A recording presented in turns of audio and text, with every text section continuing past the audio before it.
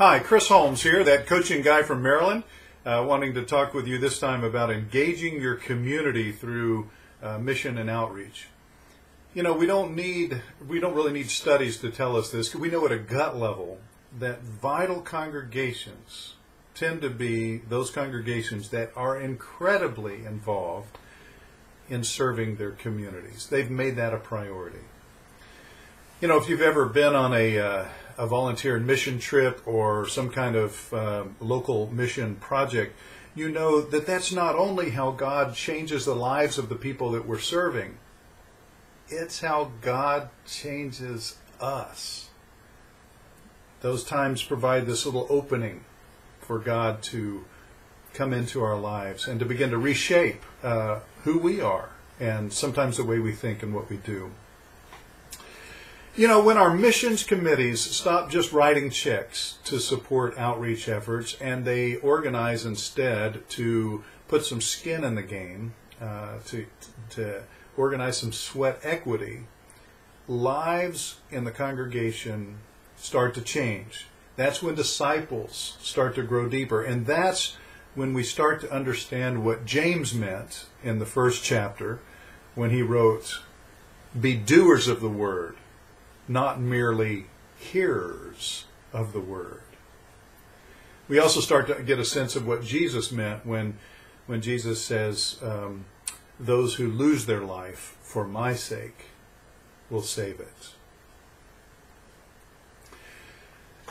The people who've joined your church have promised 5 things, right? Prayers, presence, gifts, service, and witness. They're going to pray for the church, they're going to attend, they're going to give of their gifts, they're going to serve in some way, and they're going to share the good news.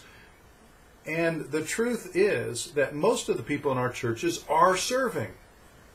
You know, they sing in the choir, we put them on a committee, they're folding bulletins, they're giving leadership in some way. In other words, their service is to the running of the church institution. And look, I know that's important.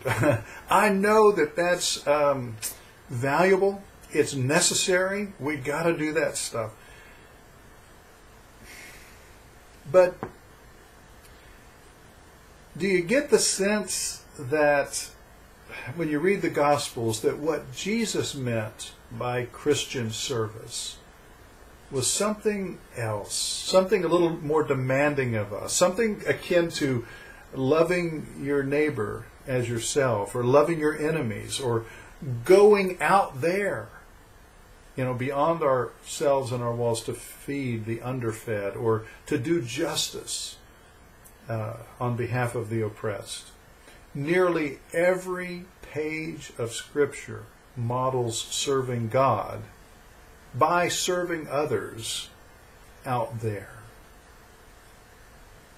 I've noticed this incredible irony when it comes to church growth, and that is that when we try to grow our congregations because we need more people in the pews, we need increased revenue for our budgets, we need more people to work in the nursery, God tends not to bless that. Because at the heart of it, it's kind of institutionally self-serving. So God doesn't bless that. What God does tend to bless is when a congregation finds its heart in mission and outreach and connecting with people in the community in radical ways. And very often what we see happen is those are the congregations that tend to experience the fruit of that kind of ministry. They start to grow. The involvement grows. Even the giving can grow. Especially when it comes to new Christians, because new Christians, especially new young Christians, you know, just don't want to just kind of keep an institution going. What they are wanted to be a part of is something edgy, something that involves risk, something that demands their inner best and is other-centered. To them, risk-taking mission and service out there just kind of, it squares better with what they read about the life that Jesus is calling us to in the Gospels. Very quickly, I want to lift up 5 myths about engaging your community in mission and outreach. So the first myth is this, that missional outreach should be an occasional sermon topic. You know, I think that preachers should be preaching about mission and outreach to their communities no more and no less than Jesus talked about it. Which was what? Like all the time. Like all the darn time. And you may be thinking, if you do that in your setting, with that kind of all ever-present challenge to your folks to connect with the community, that's going to make the good church people uncomfortable. Exactly. This is the gospel of Jesus Christ we're talking about. No apologies necessary. You need to blame it on. You say, "This isn't me. This is Jesus saying this." Myth number 2: mission is something we do after we've built up enough faith and Christian understanding. Wrong. Mission involves being involved in mission leads to faith. We begin to understand Jesus in this thing we call faith better once we first experienced it, put it into action firsthand in our own lives. The doing leads to the understanding rather than the other way around. Myth number 3: you need to have the whole congregation engaged in mission. And maybe you're thinking that would be nice in your context. All you need is 10%. Because what happens, I've seen it again and again, that 10% gets so fired up and passionate about their engagement that it begins to infect the majority of the congregation. You don't even need 10%. Sometimes all it takes is 2 or 3. In the case of Ferndale United Methodist, it only took 1. This guy in the congregation befriended a guy living in the woods nearby, living in a tent community just down from the church. And they became friends, and he invited him to church. The guy from the tent community came to church, joined the church. The pastor put the guy on the board of trustees, made him a trustee of the church. He's living in a tent. A huge storm came through the area. The derecha knocked down trees. 2 days of torrential downpour, tornadoes. It was horrible. The guy who was the new trustee went back to the folks living in the woods and said, "I know a place where we can be safe and at least under a roof." And so he invited them.